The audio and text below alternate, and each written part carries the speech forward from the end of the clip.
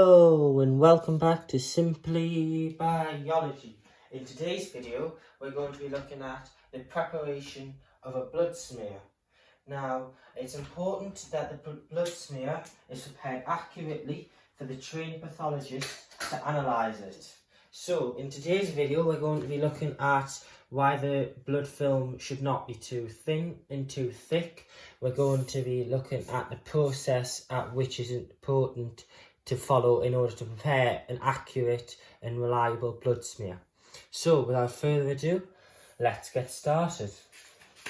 So as I said, it's important to get the film on the microscope slide correct. If it is too thin, then the sample of cells will not be representative. If it is too thick, then the individual cells within the sample will not be seen. Some blood diagnostic tests involve observing the appearance of the blood, and therefore preparing and taking a blood sample is very important for analysis through a microscope by a trained pathologist. So we're now going to look at the method in order to prepare a blood smear. So, the first thing, small drops of blood must be placed on a microscope slide.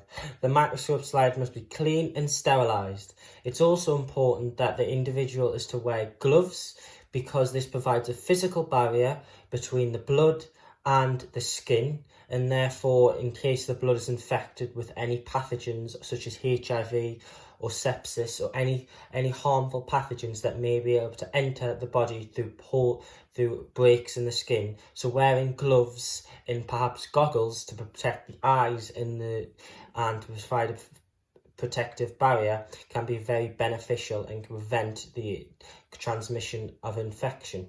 So what's next? A sterile spreader is held at 30-degree angle and this pushes the blood along the slide and back over the slide. So a spreader is held at 30 degrees and pushed along the microscope slide to spread the blood along. So this is the process that creates the actual blood film.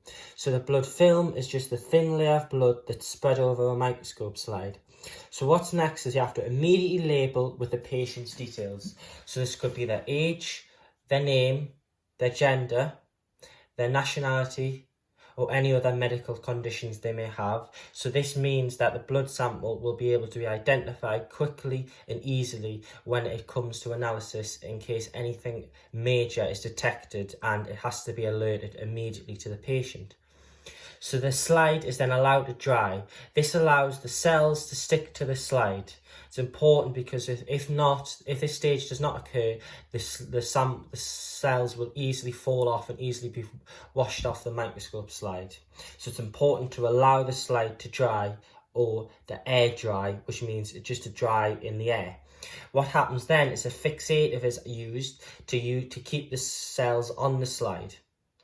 A trained pathologist can then view the microscope slide to identify any pathogens or blood cells present. And obviously this is again important for diagnostic tests, where it's important to analyse the blood to determine which blood cells are present or if any harmful pathogens are present in the blood.